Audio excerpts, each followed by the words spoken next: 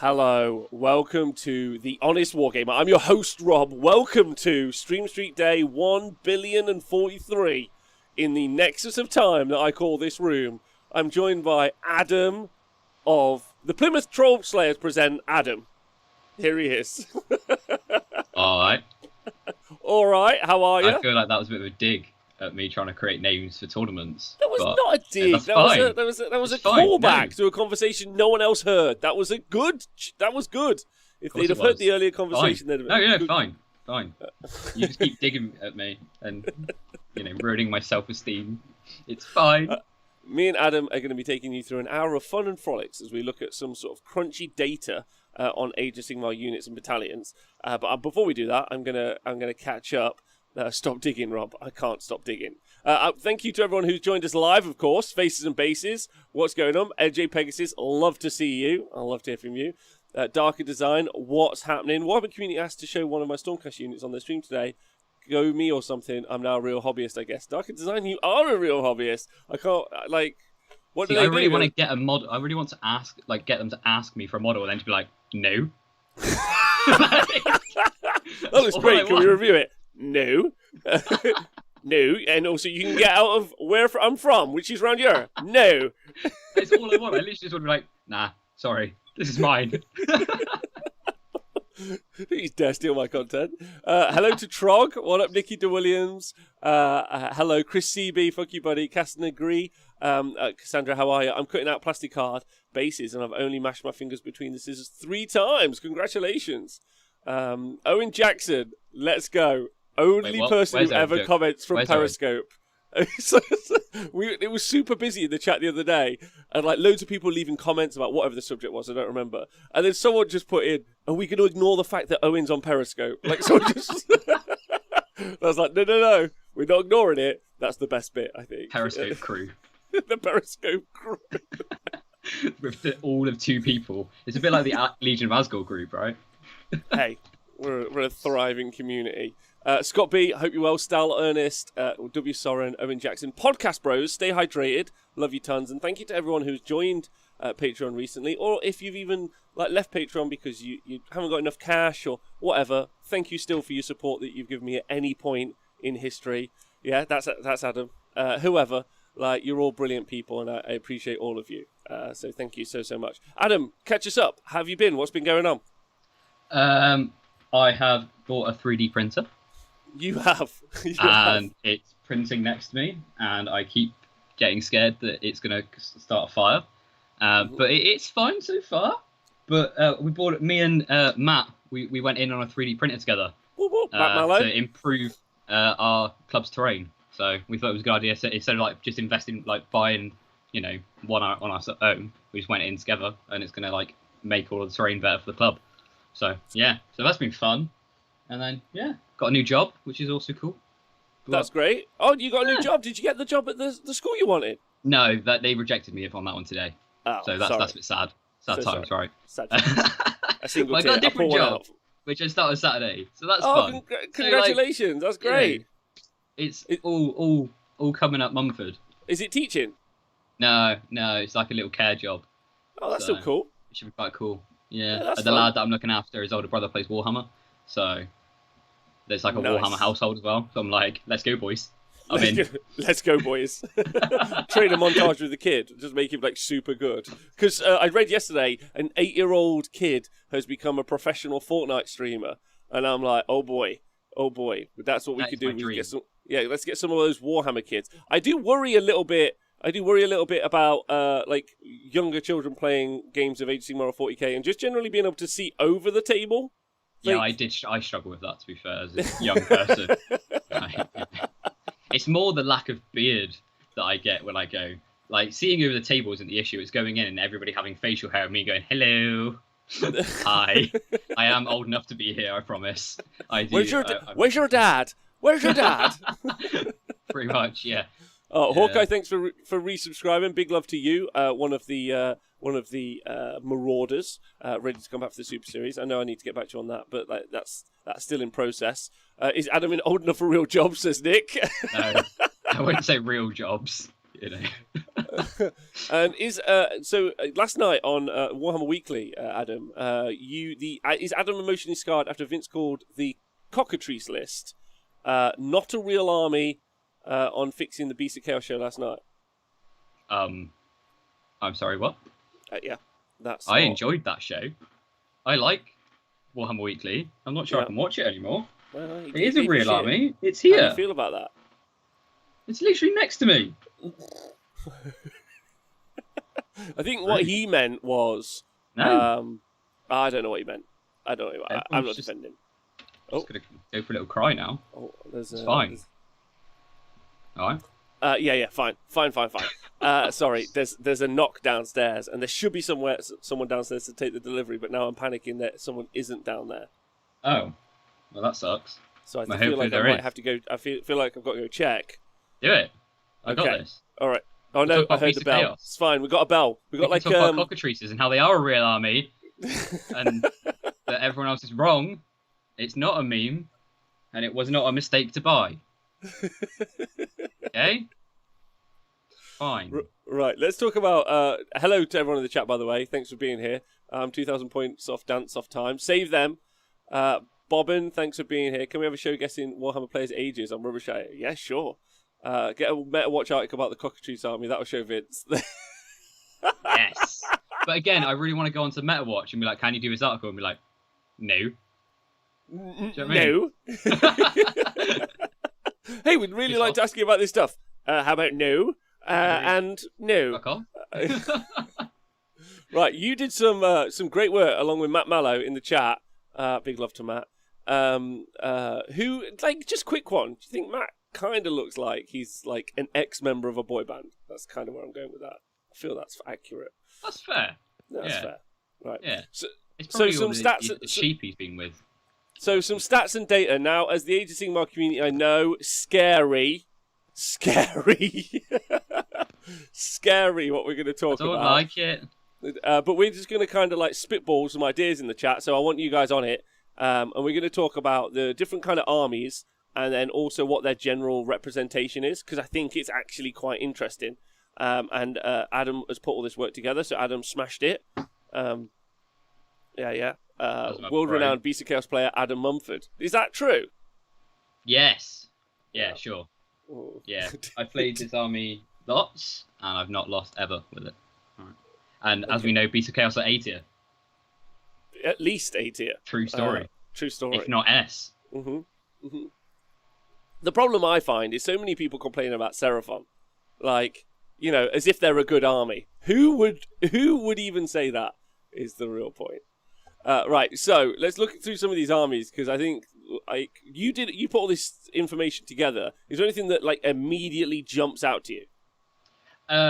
Yeah. So I think that the biggest one is that Stormcast have 52 War Scrolls available to them. That was my big one. I sort of like, I knew Stormcast had a lot, but I didn't realise it was 52 units that are playable to them. Well, which is a bit mental. So let's go through order. So units available to play. So I guess that you're not counting those 52 in addition to the Cities of Sigmar units, because if you added them on, that's 111 units available. Yeah, so if you take a Stormkeep army, so if you look in obviously the new Marathi book, you've got Stormkeeps. So essentially you've got over 100 units that you can use. Yeah, okay. All right. That's mental. See, it's interesting, right? Because one of the reasons this whole conversation I think is going to be really interesting, thanks to Nick as well. Nick's been doing this also with the 40k books, which has been really fun. So, like, if you're a Space Marine player, there's something like 200, not including data sheets, just, you know, from the book, like psychic powers, etc., etc. Like, you think it's something like a base of like 141 rules. So command traits, like psychic powers, stratagems, all those other things. And then if you add on like an additional book, like a compendium, not like, well, yeah, they're not called compendiums, but you know what I mean. It can push 200, which is pretty big. Like, yeah. That is crazy. I think that's just more War Scrolls in Age of Sigmar. I think there's like 1,000 war scrolls. Like, we need to do the math at some point, but I really don't want to. no, me either. Here's to none of us caring about the data because we play Age of Sigmar. Well done, everyone. Well done. I have to be honest. I had a few siders when I was making this as well, so potentially it's completely wrong, but it'll be fine, right? It's close enough. I'm sure I can count. Yeah. Right. Well, let's go through this because I think this is actually really, really interesting in some ways. Well, first we'll start with the actual number of units, and we'll talk about sub-factions and battalions later. So cities, we'll start with order as well. So Cities of Sigmar, obviously 59 war scrolls available to them, with Daughters of Cain only then getting 20. And do you know what I find fascinating about that? Before we go any further, just off the back of that, while those Daughters of Cain war scrolls, I do wonder. I don't know what you think, Adam. I do wonder when you only have to focus on 20 or so war scrolls, if you can put more value in each war scroll, whereas when you move over to Cities of Sigmar, you've got so many, you're like, oh, whatever, like, fuck. Well, yeah, so cities have 59 war scrolls, but what, 20 of them are probably playable? Maybe less. If you look at any city's army, you tend to see the exact same units. You'll see a Frostart Phoenix, Iron Drakes, Phoenix Guard, like almost exclusively in every list, right? Yeah, Celestial Hurricane. Yeah. And you'll see those 4 units in pretty much every single Cities of Sigmar list that you see.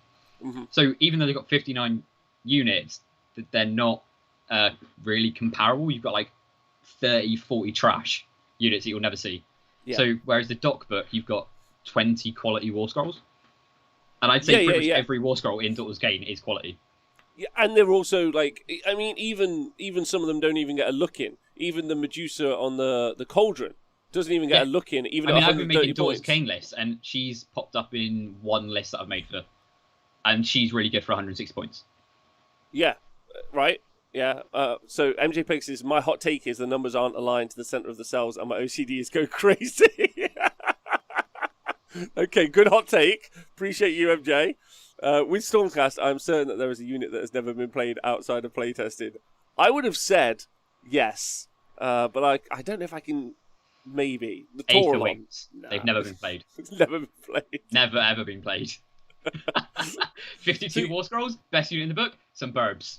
Because actually, this theme, I would like to say that this theme continues, but it really doesn't, right? So if we take Daughters of Cain at having 20 war scrolls and then being able to spend, because it's fair, right? They probably have the same brief. They're like, you're doing Cities of Sigmar, you have 45 minutes or however long they spend on it. 20 right? minutes. And, right, 22 minutes. A minute a war scroll. Yes! And then you... Honest question to the Twitch chat, how long do you think that they spend on it? And why is the 2 guys... Like, I thought about this question earlier, Adam, and I thought that this would be a fun tweet, but I'm not going to tweet it because I'm trying to be less provocative. Is like what one, if you could have one question, Adam, that you could ask the devs, the 2 guys that write the war scrolls or the books, if you could ask them, Twitch chat, what would be your one question? One question I want you to ask. If you, like, take some time on it if you want. We could come back to it. Why are you like this? Just like go into their deep philosophy. Like, why? Why did you do this? Please stop. This one guy, for every Jeeves, there has to be a Worcester. Says Rob Kelly. That's a great gag. Cities, I think, they dumped everything on some poor bastard they just hired and told him to do the end of the world. Why is the Bad Moon so shit? Says Old Mate Cobb. Do you play the game? Do you play the game? Where do you see yourself in 6 months? Do you talk to each other? So my question would be, as it's plainly obvious to your consumer base that you only have 2 rules writers and that you do disparate products from each other, why are you never hiring a 3rd person to really rustle our jimmies? That would be my question. Yeah? Like, I would want there to now be like some sort of intermediate guy between the 2 guys, so it's harder for me to work out who wrote both books. I want to be like, oh fuck, it's kind of like that guy, but it's kind of like that guy. Like, this guy's giving me. So you could have the guy that creates the really good books, the guy that makes all the shit books, and then a guy in the middle that makes fat middle books, and then we can just fuck off the other 2 eventually, and then we've got good writer. See, it would complete itself. Anyway, maybe the second guy's an intern. Right, so that's enough bashing for today. But fun, all the same. Though? Yeah. It's gonna go into way more later. Trust me. Or Jimmy rustling is the job of the miniature designers. I'm happy to bring back rustling my jimmies as well. I've missed that as a phrase. Right, so do you go home and write better rules for each book which your bosses aren't watching? like the director's cut. Release the Sinesh director's cut. That's what I want to see. I like the Sinesh book, but that's fine. Okay, all right. How come? I just think it's quite a good book. It's just a little bit overpointed. You bring the points down, it's going to be a really good book. Like, I've played 2 games against it now, and it surprised me both games. And I was like, oh, okay. But, you know, that's another topic, right? So, yeah. It's a really I like the book. I think it's good. Datcom, if you are interested about the 40k show tonight we're going to be talking about unit roles, because something we've done a lot on the 40k show is talk about unit roles in 40k. I know Goonhammer have done a unit roles article for 40k. So what we're going to do is we're going to review the reviewers. Yeah. Inception. Reviewception. Boom. Yeah, smashed it. Easy. Very meta. Thank you, This is my review of Warhammer Weekly show yesterday. It was trash because they ruined cockatrices for me. There we go. That's what I want. There's definitely but they're a show great guys, out there. So it's fine. There's definitely a show out there. If one of you wants to be the content creator, there's definitely a show out there as the guy who reviews other shows. Yes, I want to do that. That's definitely a show. I'll be like that 8-year-old YouTuber. Great. The kid that just eats McDonald's Reacts. all the time. I'll do reacts to all of the videos. There we go. Are you talking about React channels? I'm not doing maybe React channels, but maybe React channels, but I'm not sure if I am talking about. Who knows? This has gone really. This is the best tangent I've ever had. Yeah. Anyway, let's get back to it. Okay. Like, Cities of Sigmar. They've got like 59 units. It's quite a lot, right? Yeah. Daughters of Cain 20, Fyreslayers 15. But what I think is interesting, actually, from a design perspective, if you're talking about it, is that while Fyreslayers and Idneth have got 15, 14 each, Fyreslayers only plays monosyllabically. Yeah, Again, it's like 4 or 5 war scrolls. Yeah, one guttural build. Whereas Idneth have got like a swath of ways to play. But and that's then only because of the Marathi book now, isn't it? Like, it used to be his only because they redesigned the war scrolls. That's what I'm trying to get at. Like they understood that they hadn't given a purpose to some of the units, and so they redesigned those units for purposes, and then the book exploded in I think that's good. Then Idneth, KO, similar thing, right? Like they've got like a lot of units that do similar jobs. Like all 3 boats are just the same role. I think the KO book with war scrolls isn't too bad because sort of everything has a place. Yeah. To an extent, right? So like you can play the big gun hauler, or you can play the big frigate, you can play the little gun haulers, you can play the balloon guys, you have to take Arcanaut Company. Thunderers are quite good, and there's quite a lot you can do with that book. So that is, I think, one of the books that actually those 15 war scrolls are valuable. Yeah. Like, there's lots in there, but really, I think you're choosing between like the fine lines between the different units. They pick each other at different jobs slightly, but it's like degrees, right? So you're choosing between degrees. Brock Grungensen is awful. No, he's not. He's amazing. Lumineth Realm Lords. Now they've got 12. Now, one of the interesting bits about this is they're probably the army with one of the least war scrolls. Obviously, I know that they're about to double, but let's just talk about them right now. Least war scrolls, and they've got arguably a huge variety of playstyle. Yeah, I wouldn't say huge variety of playstyle. I think they've got 3 to 4 builds within those 12, but that is a lot for 12, if that makes sense. Like 12 war scrolls, having 3 builds is a lot, because obviously you've got your Metrica build where you just ignore the rend, you've got your Techless build, and then you've got a build without Techless. Yeah. Like, I think that's about it, but again, with 12 war scrolls, that's pretty good, I suppose.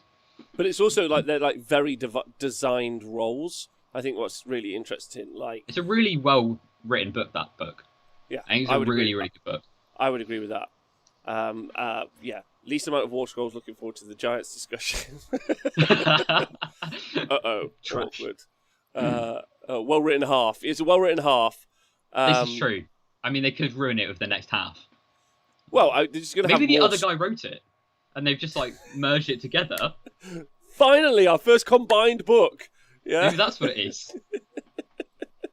I would love it if all the new stuff is written by the Slanesh guy, and then they're like, "What the fuck? Wait, Doesn't what? work with this at all." Wait, so I don't need this book. All right, cool. And you just ended up playing the old book anyway. Awesome. Now Seraphon haven't had any new models put into their range, but they've got 30 War Scrolls. Well, Seraphon's a bit like Cities of Sigmar, Gits, and Legion Nagash, because it's sort of like taking every model they used to have in the old world and just gone, here's a book. And so they had a lot of units already available. So whereas like other armies, like for example Lumineth, who were a brand new book, they've gone, we've made 10 or 12. Here you go. So you know, it's another one of those old world books that they've gone, right, we just need to sort of get it out, smash it together, throw a book out. Yeah, and then they were like, 4 years later, they were like, let's do version 2, and they were like, sweet, no problem. Smashed it. Smashed it. It's some train. Yeah, we did great.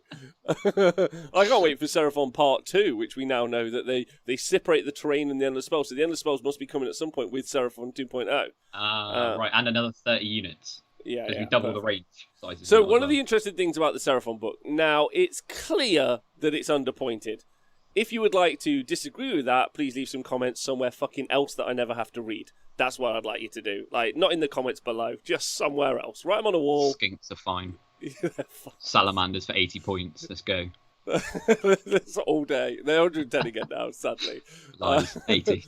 But the point I wanted to try and make, is that you have 30 scrolls for Seraphon, right?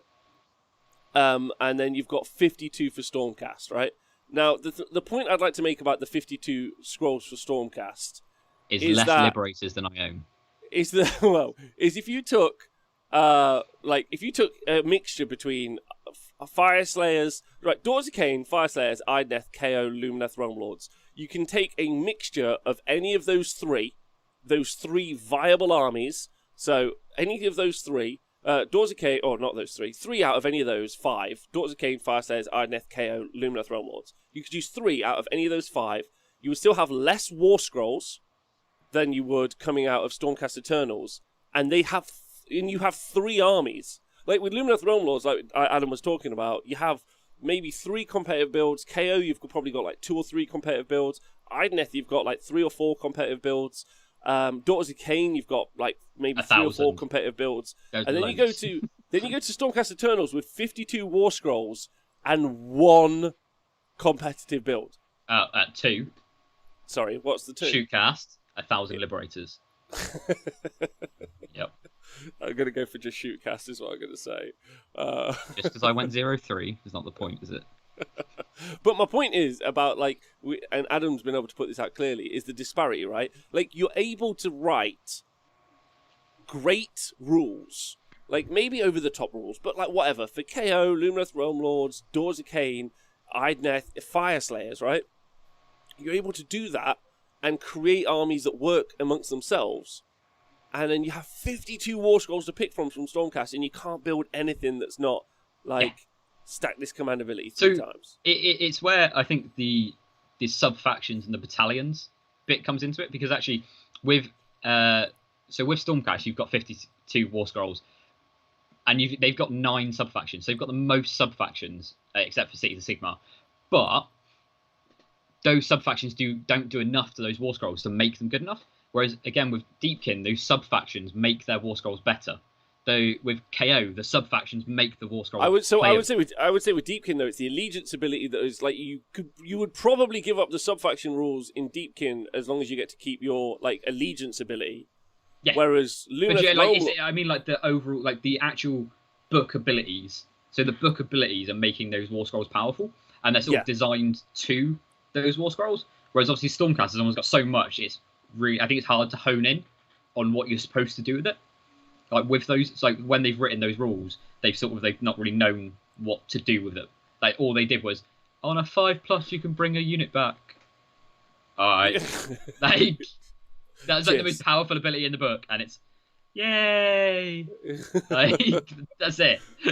I think what's really interesting, Yes Meatballs makes a point, is that they've demonstrated that they can write internal balance with 12 or less units, and it goes to hell above that. Is that Seraphon is pretty well internally balanced. Like, you can mix stuff around quite well. I know that I think that the points, I think at least the points are too cheap on that army, but I think you can just put the points up in the right places in that army, and the army becomes strong but playable in of itself. But it's on those heroes, isn't it? It's on those little support characters that are like the Skink Priest. He's 70 points or something for an automatic ability. Like, if you have an automatic ability, you should be 100 points. Yeah, like, because you're just doing a thing. You're like, you get this ability. It's like, wild. when the Hag Queen did her Witchbro on automatic, she went to 100 points. Like, that is what... If you have an automatic ability, you should be minimum 100 points. Unless, obviously, the ability is you run 2 extra inches. Like, you know, or whatever. Yeah. Dave, I'd agree with you as well. I think the KO book was done by the Sinesh guy as well. Because it's clear, because it's just a mess of words. And then we've got the Sylvaneth book. So 17 War Scrolls, unfortunately, and then that's just a mishmash of just not understanding several elements of the game. Like, I've done a huge review on this before, but they don't understand how movement works. It's just a bad book, poorly done. The sub-factions, they've got 7, but they're not very good. They've got 1 that kind of works.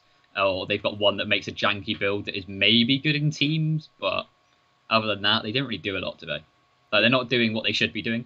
So then their War Scrolls don't work within their book properly.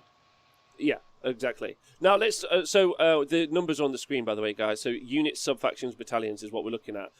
We'll go through all the units first for the different allegiances, and then we'll come back and talk about sub-factions and battalions. But we can probably have that conversation at some point as well. Is there really 21 battalions for Khorne? And I don't give a fuck about any of them. Is that true? So some of them could be like illegal ones that you can't take anymore, but I couldn't be bothered to check. So yeah. If I'm honest, I think to some of them, I just went on the Warhammer Community List Builder thing and just clicked battalions and went, oh, there's 21. Awesome. Yeah, cool. That's what I do. If Tony P hasn't got it on there, I don't trust anything. Like now, a Blissbarb Archers, by the way, on Azir are in melee, 4s to hit, 1s to wound. Yeah, they are. It's the OP.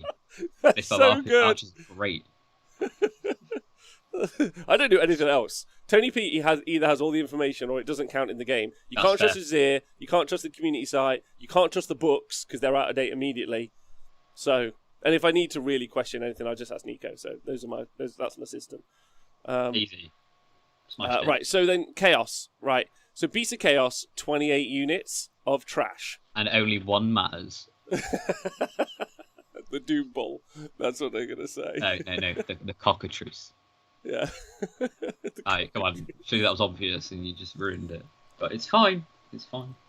See, I'd like to get on conversation about battalions at some point. Hell Hydra makes about the Khorne battalions. I think battalions are super cool in Age of Sigmar. I think it's a great way to theme lists. But then I also think sub-factions are a great way to theme lists and separate them out. And I think that they're confused about what they want to achieve. They're like... I don't think they've got any idea, have they? Like... No, because I don't agree, because I think Cities of Sigmar, they fucking smashed it. They were like, here's your war... Here's your one war. You don't think they did? No. Because the battalions you can take, so you go with Living City. You will never take that battalion because the war scrolls that you take in that battalion, what you achieve with them, isn't what you want to be doing. Viridian Pathways, how dare you? Yeah, so you have it like, and then the one that I do think they've got right is obviously the Hallowheart one, right? Mm-hmm. Because the Hallowheart one is right. Mental. I want to be doing magic. Here's more magic. There you go. Right, that's what you want to be doing. But I think they sort of with some of the battalions in there, they sort of led you down a path that you really don't want to be taking with that sub-faction. Okay, yeah, that makes sense. I think locking them as well was a bit weird because it really you now have one street and that's it. See. Whereas I agree with you. I just think that they were lazy, right? If we go to Stormcast Eternals with 31 battalions, battalions, right? But then we go over. How many do you see? Well, you do see 3. Yeah. Name them. If you know them, name them in the chat. Right. But the point is that, like, with the Cities of Sigmar, I would say all they needed to do was write more battalions. So, like, you just locked in Living City and you just wrote 3 battalions for Living City.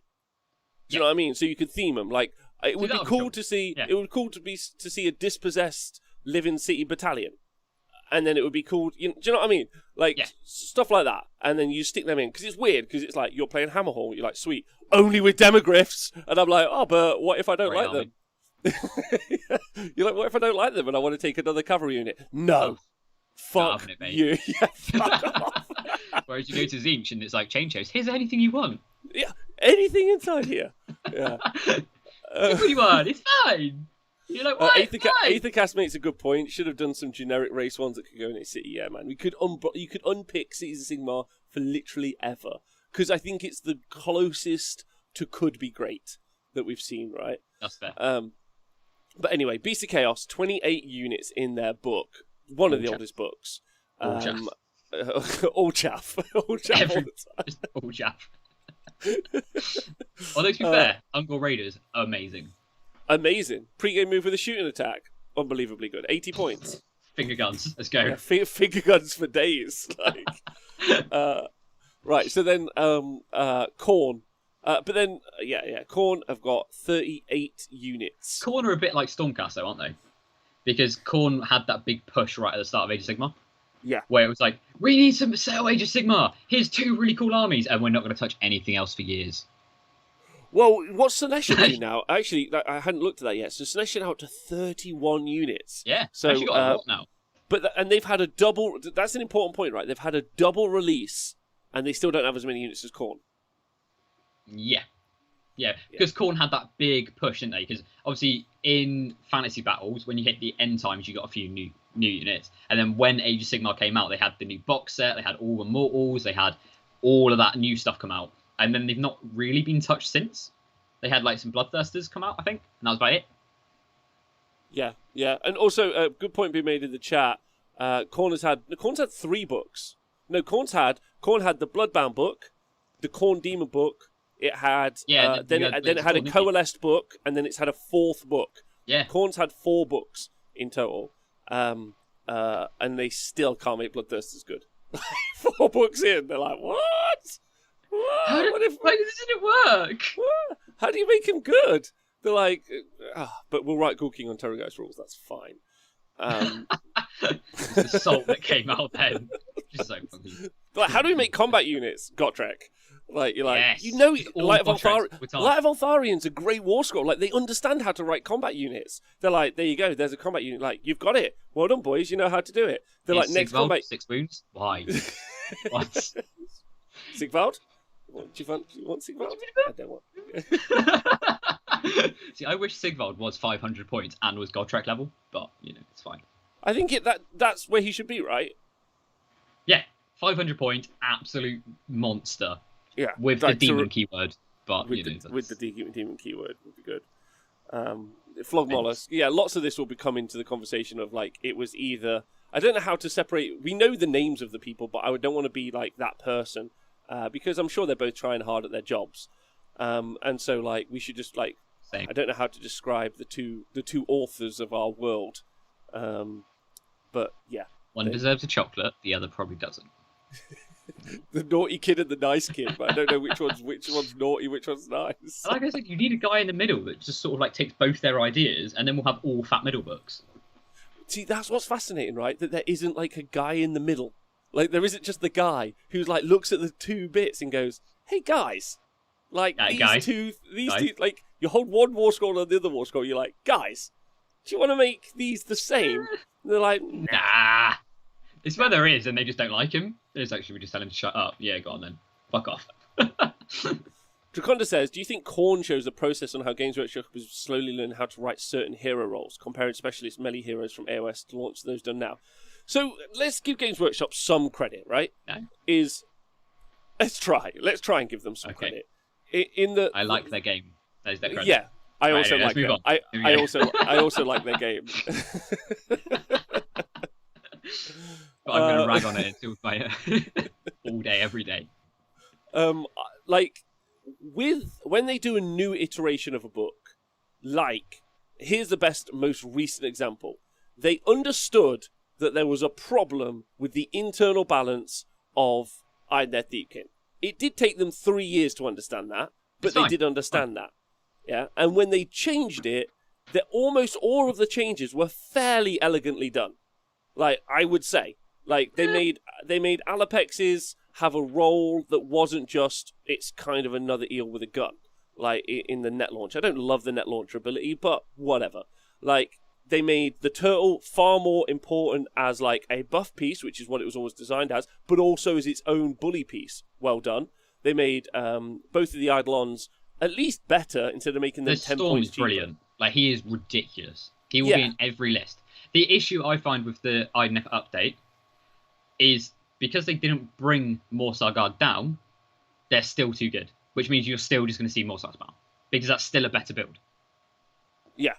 Like, so actually, what you've done is you've made the internal balance better, but you haven't, because actually Morsar Guard is still too good. So the people that are trying all these new things are just trying to be clever. And it's like, you can just still spam the same thing and it's better army. Like, so, yeah, I liked their changes, but because they didn't change that, I think it ruined the whole thing. But, you know. Yeah. Also, I own 30 eels, so I didn't want them to come down, but that's not the point. Like, you know. So this is a, you know, unbiased opinion. Aethercast says, maybe unfair to say it took them 3 years to understand it. It took 3 years to figure out how to fix it without doing a new battle turn. But you could just, like, you can just update it. Like, they update all rules. Like, if you can update the points and also, like, let's look at Change Host. If you can update how Change Host works inherently, then the book that it's printed in is invalid. So just change the War Scroll, which are free online anyway. Like, I rarely go, oh God, I'm playing a game. I need to quickly look at what my unit does and go and find the book. I just read it on my app. Like, but anyway. I really like the Warhammer apps as well. They're so good. Yeah. So yeah, like, anyway, I think that would be a quicker process. But this is more meant to just be about the whole process. Anyway, Legions of Asgore, 15 War Scrolls, all class. Class. Sure thing, buddy. I love how they've got more than Ideneth. They've got more than, like, they've got the same amount of War Scrolls as Ossiarch Bone Reapers. They've got more War Scrolls than Bone Splitters. Oh, God. They've got 3 War Machines, you know. 3 War Machines. I just love how a not real army has more War Scrolls than other things. It's just like, what? What is going on? But, I mean, they don't have any anymore, do they? So we can take them out of the equation. They can't be sold anymore. It's fine. Yeah, they're not selling them anymore. So Legion of Chaos Ascendant, this is a big one. So this is like a culmination of anything with the demon keyword, really. This is more of a mixed army, isn't it? This is basically mixed chaos, bar all the mortals. So it's a bit of an odd stat. It is an odd stat. I thought it was worth including. 88 War Scrolls, yeah, and it with a sub-faction, which is interesting, which is a bit of a prelude, which is a Be'lakor sub-faction leading to obviously our Broken Road Be'lakor book. So that's will that be irrelevant? So will Wrath the Everchosen, that whole Legions of Chaos Ascendant, will this be an update to that? Well, you telling me they did the same job and they copy pasted it into the new book? Adam, I know. Yeah. Right? Broken Realms, Be'lakor, or Wrath of the Everchosen Part 2. Here you go. Right, so then Nurgle, 27 units only. Again, quite a lot, and kind of an interesting book as well, because they've got, like, as viable as anything is in that book, there's a lot that are viable. Like, the Great and Clean ones, like, are viable. Obviously, Black King's viable. Plaguebearer's good. Plaguebearers are good, of course. But, like, they've got a cast of characters and heroes which are not that viable. A lot of the mortal stuff, like the Puskul Blight Lords, which are the guys on drones themselves, all of those kind of pieces aren't quite as good. I think Nurgle is the oldest book now. So it is the oldest book in Sigmar. It's really good. I think it was a well-written book. They've got a good lot of War Scrolls. And when they brought out Wrath the Everchosen for those extra sub-factions, it just improved it. So they updated it, but obviously it's still I'm pretty sure it is the oldest book. And it's still relevant. You've still got to know how to beat it. If you go to a tournament, you will still see Nurgle armies. Yeah, I would agree with that. I think that they're still viable, not necessarily like tournament winning, but and then they got some updates recently, obviously with those sub-factions. And then you got Skaven with 43. Now Skaven's an interesting one, right? 43 War Scrolls, because really it's 4 books competing for it's positions. again, it's like that the Cities of Sigmar book, the Seraphon book, the Gitz book, where they've gone, here's all the old world stuff, we'll put it into a book. Because originally, obviously, it was here's Clan Eshin, here's Pestilence, here's Scryer, and then they went, right, this doesn't work, let's smash it all together and see what we come out with. And again, Skaven book's really good. Really well written book, I think. Yeah, but like, look at that sub-faction 0. Like, it's so that's with a bit of a like sort of caveat, because obviously you can play pure Scryer and you get bonuses for playing pure Scryer. You do, but you don't. It's not an actual sub-faction, if that makes sense. So it's almost like they have half factions. Yeah, it's weird. It's a weird setup again. I would say, but I like the book generally. I like the book. Obviously, without some outstanding things, make the Vortex only tick once. It's 2 years later, but I'm still going to claim just push that out there for people. So yeah, 43 War Scrolls, and also arguably, this is fair, I think. Quite an old book model-wise. Looks a bit dated, the models, but a lot of War Scrolls. And I'm fascinated about that launch, because if we look at what does... so Slaanesh has gone up to 31. Now, I know that they've got a bunch of, really ugly at this point, really ugly old models in, the chariots and the other stuff. I'm trying to find something that's, brand new, so I don't know what Lumineth Realmlords goes up to. I think they're adding 11 War Scrolls, so it's going to go up to 23, right? Yeah. I'd be interested. interested. Right, isn't it? Yeah, I think that's about right. Whenever they redo Skaven, they are going to look amazing. I mean, if you look at the 3D prints that you the guys that you showed on Sunday, was it? That are doing all those rat guys. If Games Workshop do something like that, Skaven are going to look incredible.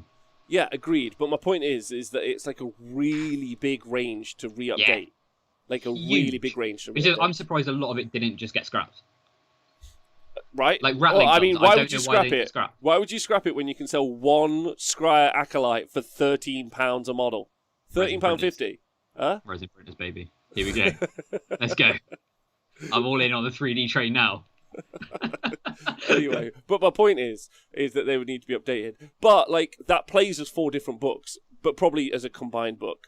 And again, but there's still only a couple of builds in there, which is a bit you don't see any of the Molder stuff except for the Help It, maybe. Nah, probably not even then.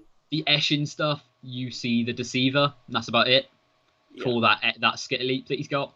You you don't even really see Verminous. That when no, you don't even see Verminous. You would see the it's mainly Scryer. It's mainly Scryer. You would see Plague Monks when Plague Monks were the one. Of course, you'd be let's go Plague Monks. But now, not quite as popular. And I think one of the things that changed about that was the points changes, so that you could have a Warp Seer to make everyone immune to battle shock, and then you would also get the Claw Lord.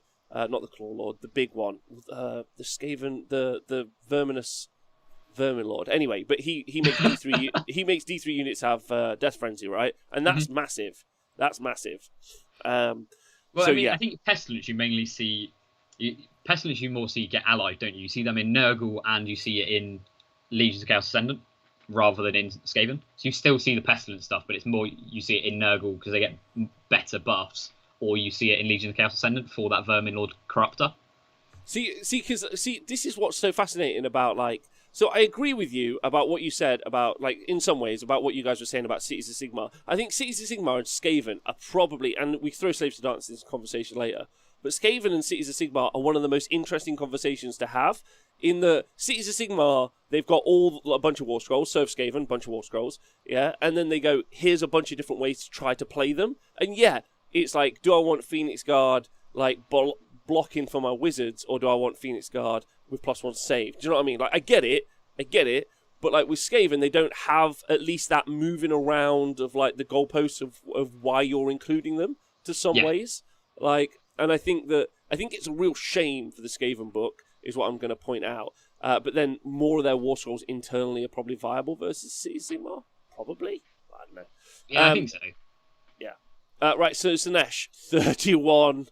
War Scrolls. That's not including the Beast of Chaos that you can take as well, or the Slaves to Darkness stuff that you can be Slaanesh mark as well. That is just pure Slaanesh. Whereas the battalions, I've included the Slaves to Darkness battalion and the Beast of Chaos battalion. that Okay. is available to them. So that's for the same as for Khorne, Nurgle, Slanesh, and Zinch. So Yeah. that's just a little added extra if you wanted to know. There you go. I do appreciate that. Thank you. So I mean, everyone's beat the Slanesh book to death at the moment. I like so it. We'll just skip them. Adam likes it, so there you go. I do. I think it's good. Whisper of Archers, bring them down 20 points. You'll be all right. You'll be all right, kid. I think they're brilliant. 20 points, and they'll be perfect.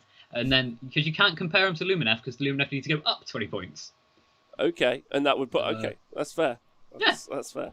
What about handgunners? Would you compare to handgunners? No. Okay, why not? Because handgunners suck. Well, and I don't want a logical argument here. Don't you bring your facts here. Don't engage me with facts. Only feelings. This is Age of Sigmar. We don't use data. We don't use facts. We just use thoughts and feelings. Okay, thoughts and prayers. So then, Slaves to Darkness, 48 war scrolls. Now, did you include Beasts of Chaos in there? Is that what you did?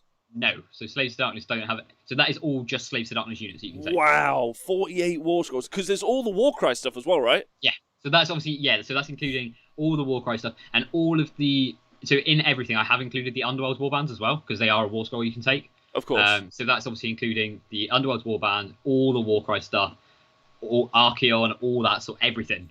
It's mental how much stuff they've got. Absolutely mental. Yeah, that's crazy. Yeah. That's crazy. And there's lots of builds you can do with it. But what you mainly see is because of the battalion of Plague Touch, you mainly only see what goes into that. Because that battalion is so good. So that battalion is almost a bad thing for that book. Because it goes, this battalion is really good, take this. Yeah, but then even then, that battalion isn't what So we're talking about the Plague Touch Warband, which is a Slaves to Darkness War Scroll battalion. But that battalion itself, still doesn't 5-0 every event. Do you know what I mean? It still doesn't win all the time. So it's okay. It's a I would say it's a middling book that gets lifted up by the battalion. And actually, if you look at the Slaves to Darkness, even though it's got 6 sub-factions, those sub-factions aren't. So it's kind of it's like flavors, right? The main point about this spreadsheet, and I think this conversation to take away, and I know loads of you guys know this, is the disparity is wild. And sometimes that's really cool because you end up with some really interesting flavor. You're like, oh, this is nice. Oh, I love a bit of pistachio ice cream. But then unfortunately, the next flavor is like a sander on your face. Yeah, I genuinely don't think this spreadsheet, I think it shows almost nothing. It sounds really weird, so I put all this there. But the thing is, because you've got what you want to say is things with lots of units are going to be good, and things with less units are going to be bad. But it doesn't say that. And then you also want to say lots of sub factions are going to be good, and then things with more war scrolls within those sub factions are going to be good. But it doesn't say that either. It's so random of what it there is no logic to what this actually says. I think which is the weirdest part that I got from it. I was like, wait, what? So I think it more shows that how random these books are. And how little, thought and process is actually put into them. Generally. I think it would be interesting. I think it would be interesting if you split this up into what we thought was the 2 different authors' books, and then what that looked like. I think that's called a bullying campaign. Be kind. Make sure to be kind. No, I don't mean for that. I don't mean for any sort of outward criticism. From an analytical perspective is what I'm talking about. I agree with you. Because actually that one War Scroll battalion, Slaves to Darkness, props up its 48, and ultimately it's 3 War Scroll battalions that prop up the 52 Stormcast Eternals battalions. So there's some sort of parity there. But you're right. It doesn't seem to say anything, which is that's the thing that I'm getting from it. I wrote it, and I was like, because I messaged you, I was like, there's a lot of disparity here, and that was it. That's all I had. Because I was like, it makes no sense. It's true. But I think that's interesting. If I makes sense. I think it is interesting. The fact that it doesn't show anything is quite cool. I agree. Maybe. Yeah, because some of it, when you actually break it down and you actually look at it, you try and draw parallels, right? On where those books are even similar. Because you feel like Skaven, Slaves to Darkness, and Cities of Sigmar is kind of the same conversation. You think, right, we're having the same chat here, and then it's not. Yeah. And like, anyway, right. So that's Slaves to Darkness. And I would say a lot of those War Scroll battalions, a lot of those War Scrolls aren't actually that viable either. I think that's fair. I think the only ones that are viable are the God ones. The other ones make not a lot of sense, really, do they? At all. It's kind of like the first half. I think that was the Sinesh guy, if that's what we want to call him. We need two names. So the community can refer to them. Ralph writes that I'm going to say Ralph Wiggum. Good book, bad book. There you go. Sorted. What? That's their new names. Good guy, bad guy. Yeah, sorted. Done. I don't want to frame him as bad though. That feels unfair. Less good. Oh, Not fuck it. quite Doesn't matter. Good or bad, that's to... fine. Actual designer and CEO's cousin. Shit. Right, anyway. Stop it. So death, guys. right? God. Yeah. Sin bin. The sin guy and the bin guy. Perfect. That's what we use for our tiers. Okay. Right, yes. Is that so not the sin, good and the bad? sin guy and the bin guy. Because I think the bin guy did the Slaves to Darkness book, actually. That's what I think. Because I think that's the same as KO. I mean, Slaves to Darkness didn't get a lot of play until Wrath of the Everchosen came out. You know. Yeah. Just so we're all clear, Seraphon, etc. are the bad designers. So this is the interesting point angle. The reason I think that the game is like there's so much disparity is because of the two different design leads. Like if everything was I actually think that the Seraphon book, the Lumineth Realmlords book, ignoring typos and some of the little playtesting problems and a bunch of other stuff. Like, and no, I'm being serious. And the Zinch book are actually more dynamic books to play. You can play them more interestingly. Yeah, that's why they're good, isn't it? Yeah. Like if you just bump the points up on everything, I think that designer is the good designer. The bad designer is the guy that doesn't understand the game, that gives us idolaters that don't make any sense. Idolaters are amazing. Double gave us 10-inch charge. I think he gave us Nighthaunt. Probably did Stormcast Eternals as well. Probably did Sinesh. Probably did Ideneth Deepkin. Because Ideneth aren't very good as a book.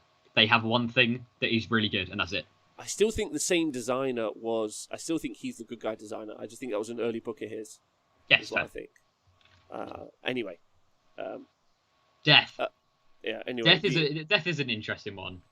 When you look at the death stuff. Because you look at death, and you take out... I put in Soulblight, basically, because the chart didn't make sense else. Because my graph on the other that I was trying to make didn't work without an extra faction. So I put in Soulblight. And, yeah, Death literally has, like, nothing. Yeah. Like, they have basically Flesh Eater Courts or Nagash stuff. That's it. That is the whole. Oh, and OC arcs. Yeah, but do you know what I mean? Like that's still Nagash. Like you. Yeah, so you basically got got three things. You got Legion Nagash. Legion Nagash, Nighthaunt, OBR, and Feck. But if you take out Feck, all the other three are sort of very similar. Because Nighthaunt, you're better off playing in Legion of Grief. Yeah. And then Ossiarch on their own, and then Legion of Gash you can just put in the bin anyway, because it's going out the window soon anyway. So. Yeah, well, that's what the general thoughts are. So actually, OBR 15, so it's one of those new books, right? So you compare it to Fireslayers, Ideneth. Oh, Fireslayers aren't new, but Ideneth, KO, Lumineth Realmlord. So like they seem to settle, which is quite interesting looking at it, in that kind of like 12 to 15 model like War Scroll range for like a viable faction. And you notice those books are usually good. I honestly think it's because it's time spent. Like the volume of time you spend on the OBR book, like is probably the same amount of time you're given to the Cities of Sigmar book, right? Or the Ogre Mortribes book, although we haven't got there yet. Like, and you've got more time to basically to work through it as a project. Wait, did I miss Zinch? Oh, I forgot Zinch. Oh, yeah, they're just on the other end. But Zinch is basically, they've got 29 units, 8 sub-factions, 15 battalions, which you can ignore 14 and just take the one. So Angle's point in the chat is, I'm going to make sure I read it out, because I think that's super fair. Like, he says that, like, he doesn't think things like Zinch, Lumineth Realmlord, Seraphon are very dynamic books. He just thinks that they're so overpowered. But I would argue that that they produce their own very healthy meta. Like, if you put them all playing against each other, Like, Yeah. in my opinion only, like, not as a statement of fact, I actually think that they give you loads of list writing opportunities and loads of list like, whereas if you take the Sinesh book, I know I'm beating up on it a lot, that's unfair, but like, or even the Slaves to Darkness book, where those War Scroll battalions don't make very much sense, like, you actually have a book that's actually really difficult to put together as a book, like, as a list. You said the Corn book. So you can use that as an example for the Corn book. The Corn book, you see 1 or 2 builds. The Beasts of Chaos book is a weird one. Flesh Eater Courts, they're an okay book, but you see like 1, maybe 2 builds. So whereas obviously Seraphon, there's a lot of builds. Yes, there's one outstanding build, but that's the overpowered build, isn't it? I think his point was, and I want to make sure I talk about it, is that we think that there's lots of builds because everything's cheap and overpowered. But I would say that even if you put the points up, like, you could end up with, like, you can still run like Thunder Lizards, or you can run like a bunch of Saurus. I think that honestly you can play that book in a load of different ways, and if you put the points up so that it just doesn't do as well because you have less stuff, you still can play the army in loads of different ways. Like, I really do think that. Whereas if it's really hard not to have it, because like, it's the latest release, so Sinesh is like a really hard one not to like have that conversation about. So let's do Flesh Eater Courts. Whereas Flesh Eater Courts have got strike twice as a command ability, so immediately you're like, I need combat units, and you think, what's a scary combat unit? And you're like, this Good King and Terror guy's pretty fucking good. Like, yeah, and you also like add D3 attacks via a spell. Definitely, like, those buddy up together, so you only play the list one way. There isn't, like, a good example would be the Gits list, if we look at the Gits list. So there are loads of different ways to play Gloomspite Gits, but one of the competitive builds, which is weird, is a magical gun line. And actually, you look at the book, and it doesn't really give you loads of advantages to that. There's some from like artifacts and kind of like war scrolls that interact with each other, but you almost are like shoehorning that build into the book. It's like it's like Grot's die, come back from the thing, and you're like, not using that. The book, I think, is a good book if the keywords were right.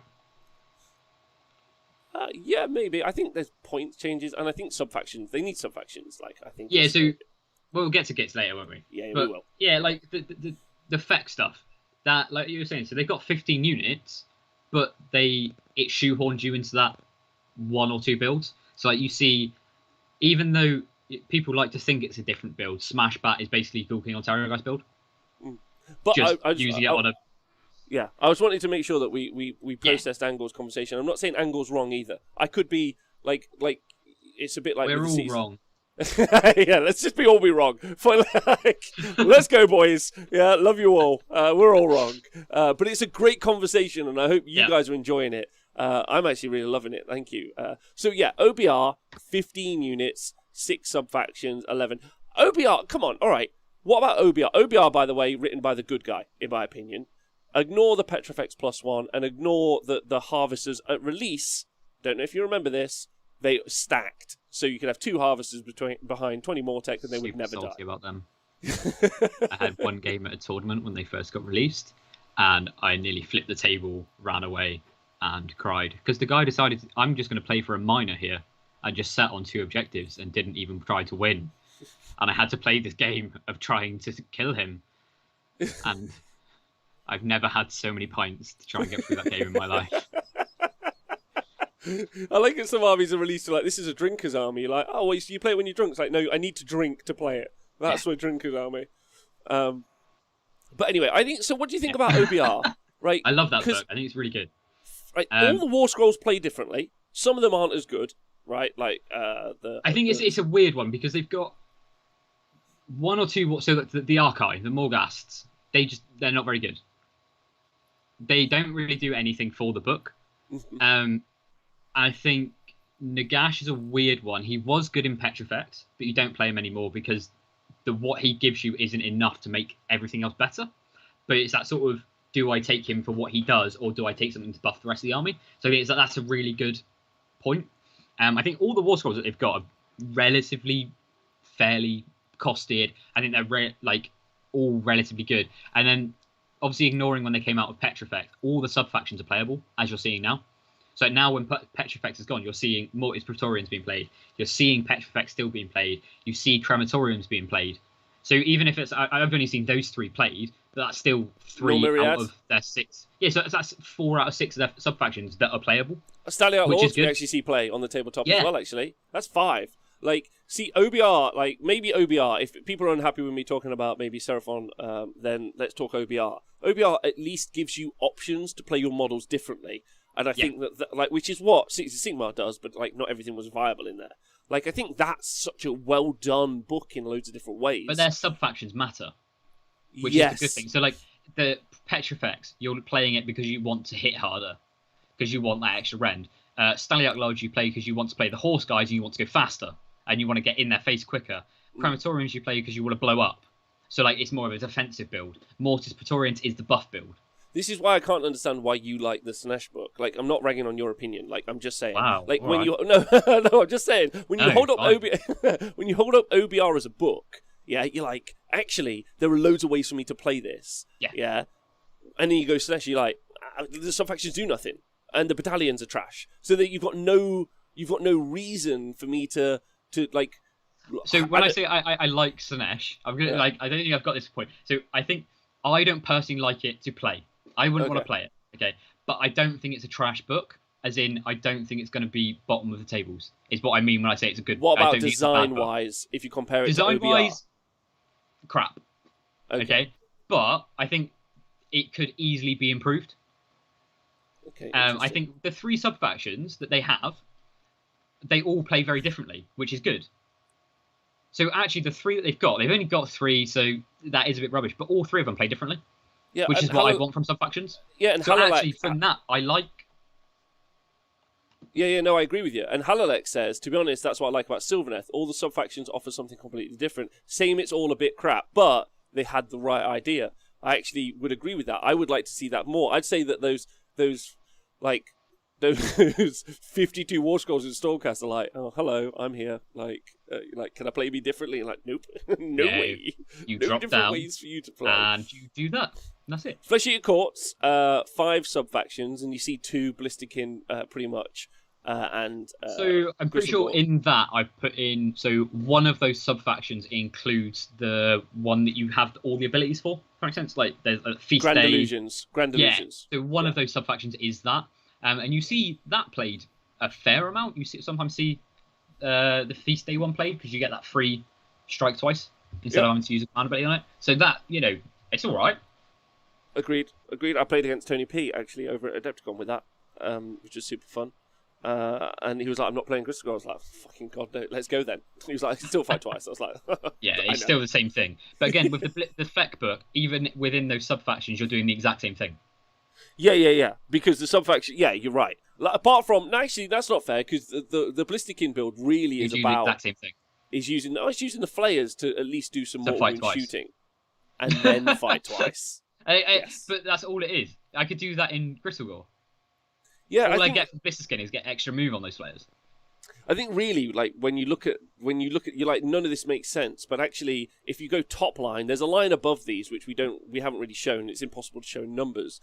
Is that your battle trait oftentimes like really pigeonholes how your army plays anyway.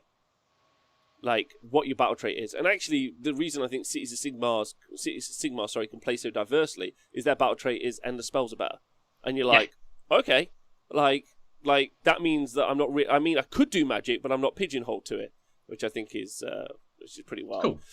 Nighthaunt 24. This one no confuses me. Because Nighthaunt came out with Stormcast. Yeah. Yet Stormcast has 9 sub-factions and Nighthaunt has 0.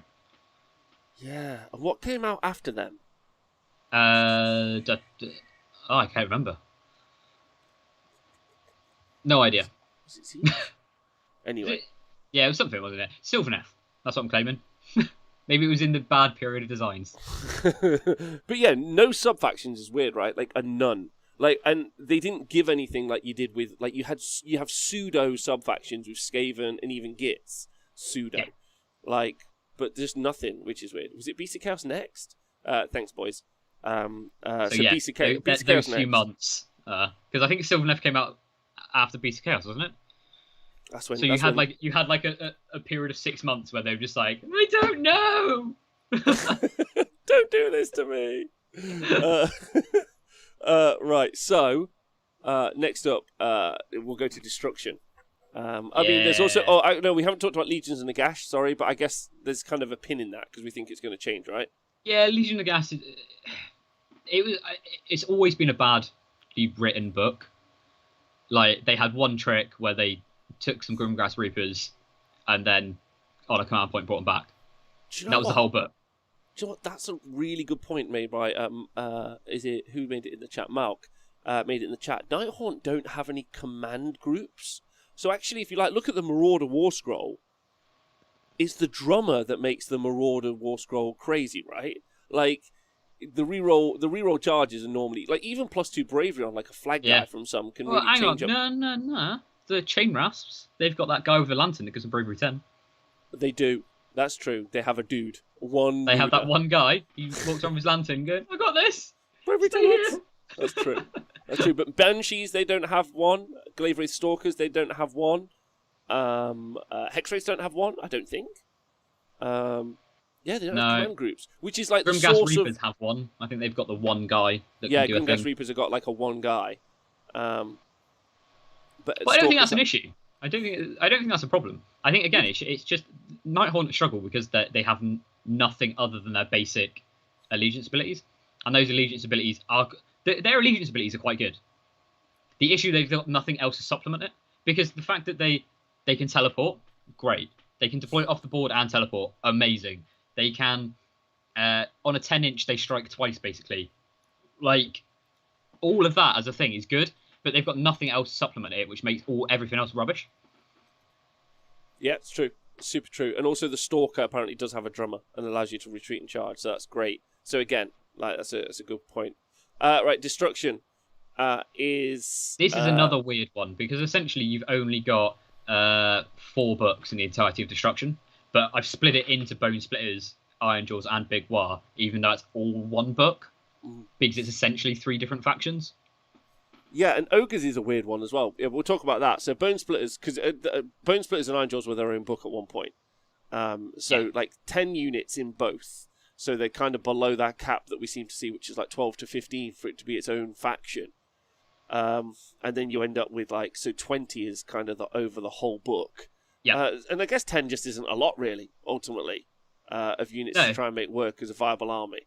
I mean, you look at Iron Jaws and you think, right, I have 3 choices here, essentially. You go, right, I'm going to take the Brutes, Ard Boys, or Piggies. And that's it. That's all your options. The other 7, I mean, 2 of those War Scrolls come from, not Warcry, Underworld's Warbands. So essentially, they've only got 8. Okay, so not a lot, really. They literally have, nothing to take. So they are a really limited faction, and you see that in the lists with Iron Jaws. Yeah, of course. Yeah. Yes, of course. Variety is super hard to produce from that army, or even variety in ways to play, I think is the other kind of thing. You tend to see it, right, I'm going to take an Iron Fist, and I'm going to do I'll go Pigs, Ardboy Spam, or I'll do the smashing the Mega Boss or Maw Crusher. Yeah. And essentially, that's also the same way to play all 3 times. I'm going to run at you and hope for the best. And also, they're all combat units, and they all are and their allegiance ability is designed around combat. It's all that. It's all focus all the time. I'm a little bit upset that they didn't make a 2-cast Weird Boy Weird Knob Shaman, and just give him at least some sort of utility. Make the army at least have some sort of more power. And then Bone Splitters are interesting because they've got 4 sub-factions, and they do genuinely make the army play very differently. But again, is that it's kind of whenever the sub-factions sometimes pop up, the War Scrolls then go, no, we're not for you. Yeah. And then the Bone Splitters are a weird one because they essentially have a lot of units. So you've got the Savage lads, the regular guys, and then Maniacs, which are essentially the same unit, but they're 2 different things. And then you've got the Maniac Boar Boys and then regular Boar Boys, which are essentially the same thing. They do the exact same job. So even though it says they've got 10, you can take a lot of that out because they've got those things that do the exact same thing. But again, Bone Splitters is a holdover from the old world. And actually, I think there's a really good conversation about stuff they but that's weird, right? Because they intentionally designed Nighthaunt, and they were no sub-factions for you. 24 War Scrolls, all basically the same. And you're okay. It's so weird. But then But OBR Big War is really good. Big War, like yeah, Big because War. it's a combination of everything, right? So actually, the design choice to put all of the Uruks together, probably a good decision ultimately. Yeah. If you actually look at that on paper, is that because like you take out the Warcry warbands, not Warcry, sorry, Underworld's warbands, you only have 18 units from the book, so it's pretty much like everything else. So putting them together makes loads of sense. I think Bone Splitters are also getting a. Oh no, they don't have a. It's not out yet, is it? Ignore me. Yeah, they're getting shit. but they have shown a picture of it. Yeah, Yeah, they're getting which looks amazing. It does look good. And then Gits, 39 War Scrolls. And this is a massive release, right? Loads of stuff added. 39 with 3 sub-factions, but they which came are White later. Dwarf ones. White Dwarf ones. And 16 battalions is crazy. That's including all the White Dwarf ones. So I think that's 9 from just White Dwarfs. Yeah, that's nuts. And then unfortunately, some of the toughest... one of the toughest plays out there at the minute probably is playing with Gits and doing super well. Like if we just look at the event results from just this weekend, there were 5 Gits players in Australia in it wasn't a very aggressive meta, let's put it that way. I think that's the nicest way of putting it.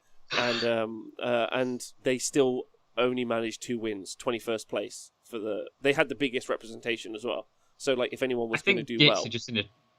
They're an odd one because their book doesn't synergize properly. It doesn't really know what it wants to do.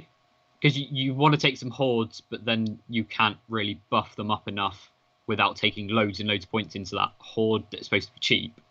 And then if you want to play the squigs, you have to go all into the squigs, which then means you don't have a lot to leave back.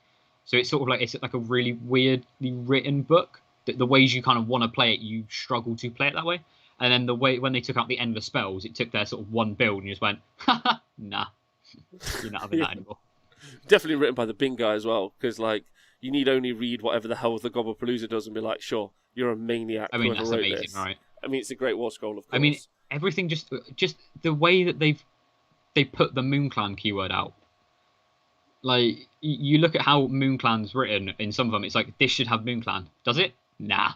This is going to have Moon Clan. Does it? No, let's not get it either. But how good would the sub-factions be? Because really, you've got 4 armies. You've got the Moon Clan, the Spiders, the Trogs, and the Squigs. You've got 4, styles in there.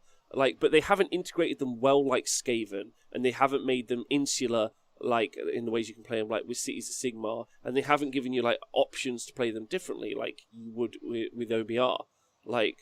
So, there's just, they fall down in lots of different places, which I think is pretty rough.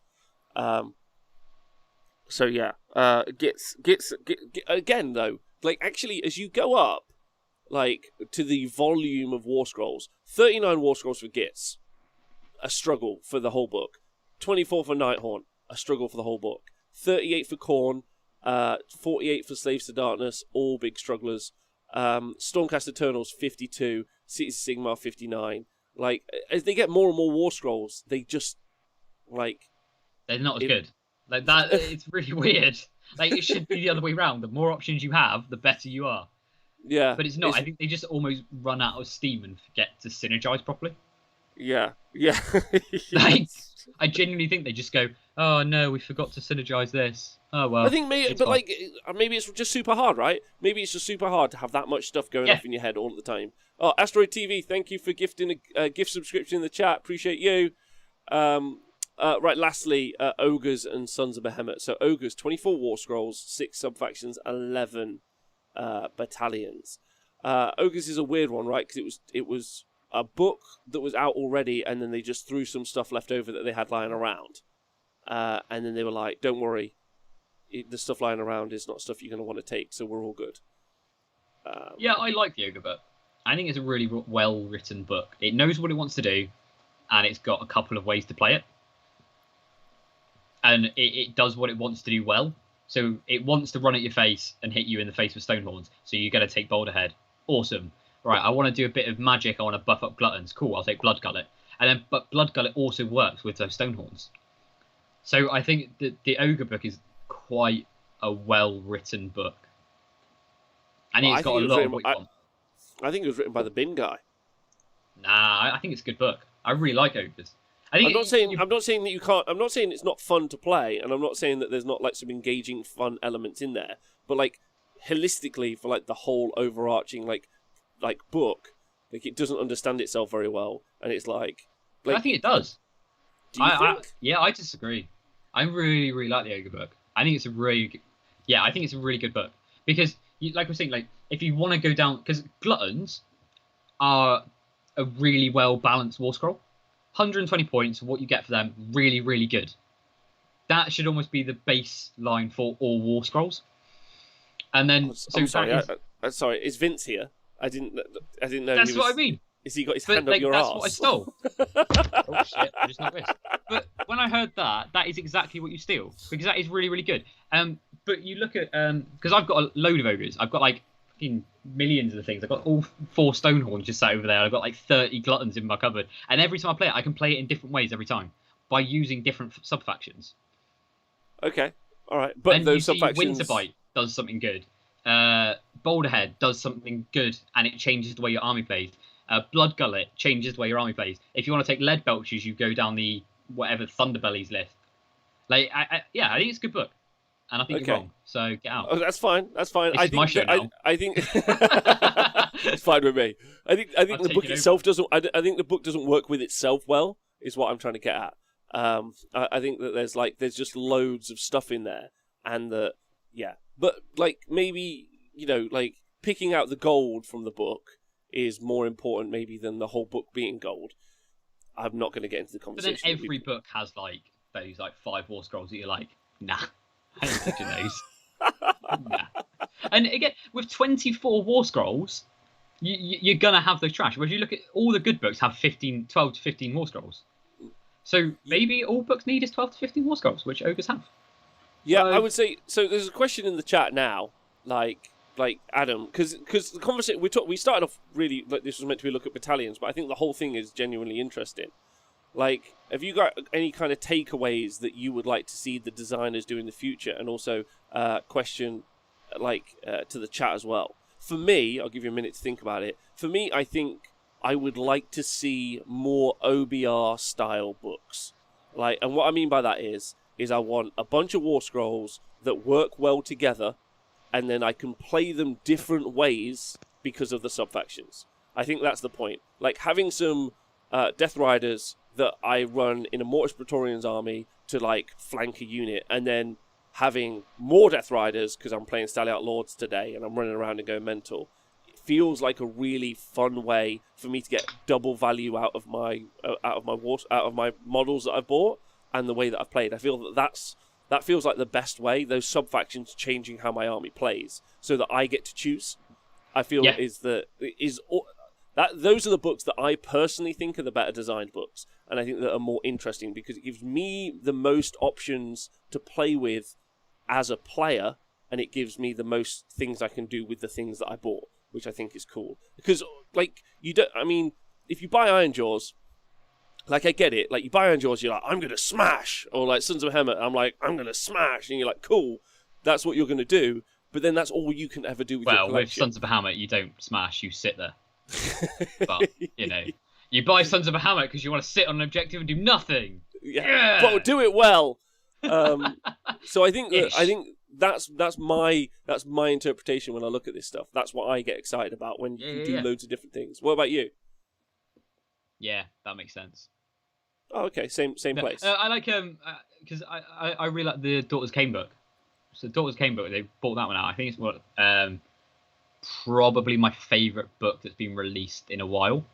Okay. Because a lot of it is probably a little bit underpointed, but because it's underpointed, it's given me a lot of options, which is probably a bad thing for the whole game. But it's a really fun thing for a list, from writing list perspectives. And I really enjoy writing lots and lots of lists. And the Daughters of Khaine book has given me lots of options. It's given me all the war scrolls, because pretty much every single war scroll in that book is viable. Pretty much all the battalions you could use. All the sub-factions are usable. So I just like to see, because even if you bring out a book and every book you bring out starts underpointed. Like, you bring out a book, start it underpointed, and then the next GHB you put it up. Like, why not just throw it out there as how they've done with the doc, and the doc book is probably going to go up in points, but it's really fun. What does my face? Yeah, but, I'm sure people that play Seraphon are like, this is amazing. Yeah. Or probably. like when you list build with Seraphon, it's really fun because you're like, I can do this, I can do this, I can do that. When you list build with Doc, it's like, yes. Even with Idnef now, you're like, I've got all the stuff. Right? Yeah, I just like it. I just want all the war scrolls to be cheaper so I can build more stuff. That's what I want. Yeah, I get it. So then, and there would be an argument that if all the books were at that level the same, then you could do the whole thing. Yeah. Everyone could do that, right? I think that's the kind of conversation. All right. Good. I think there was a good point made by Eric up in the chat. He said, I want a book to present, to look like a tree having something like 4 viable leaves with different styles, and they can be viable, but they cannot be combined with each other as insurance about breaking the cane. I think that sounds kind of interesting. I want them to stop doing what they're doing with Chaos, though. I hate how when you get a new book out with Chaos, you look at every other book. That really winds me. Like you bought out Slanesh, and it was like, okay, I'm going to open the Slaves of Darkness book. Like, yeah, it's weird. Well, a really interesting conversation. I would love to know what you guys are thinking about. And a good kind of conversation before we review books and look at things in the future. I think the conversation about battalions is interesting as well, because we talked sub-factions a lot, but we didn't really touch on battalions. And actually, there is a swath of work done by the rules guys. 31 for Stormcast Eternals. And only 3 are usable, so great yeah, job, guys. 21 for Khorne, 13 and for only Skaven. 2 are usable. Great job. Yeah. Send out 10 guys. A lot of work. Oh, Clint's a lot. It's early, but I'm here. Podcast homies rise. Thanks, Clinters Lock. Yeah, big love to the podcast homies. I would say that there's a lot of time spent on those battalions, and we could kind of break down the fact that they seem to be fairly ill-used as well. I feel like you could maybe I'm just saying, if your army plays differently because of the sub-factions, you wouldn't really need the battalions, is what I'm trying to get at. I think what would be quite cool is you have the sub-factions, which make your army play differently, and then you have your battalions to make it almost have a style. Does that make sense? Right, okay. So, the Daughters of Cain book, you can do your whole Drycheek Inef, or no, Keltnar. Everything retreats in charge, and then you take the Shadow Patrol battalion to supplement that retreat in charge. Right. Okay. I think that's quite cool, and it sort of works together. Yeah. I think that'd be quite cool. So you take a battalion to supplement a sub-faction. Okay, interesting. Locked into a sub-faction, would you say? Not necessarily, because I think you could have a battalion that supplements 2, because of it maybe does quite a small thing, but the way it does it could help with whatever your other sub-factions do. I don't like Locke's battalions, because that gives me less options as a list builder.